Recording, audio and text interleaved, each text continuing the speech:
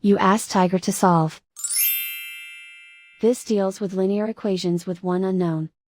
The final result is x equals 3. Let's solve it step by step. Swap sides. Group all constants on the right side of the equation. Subtract 1 from both sides. Simplify the arithmetic.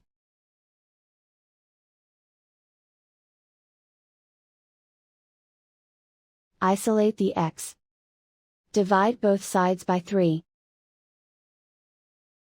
Simplify the fraction. Find the greatest common factor of the numerator and denominator. Factor out and cancel the greatest common factor.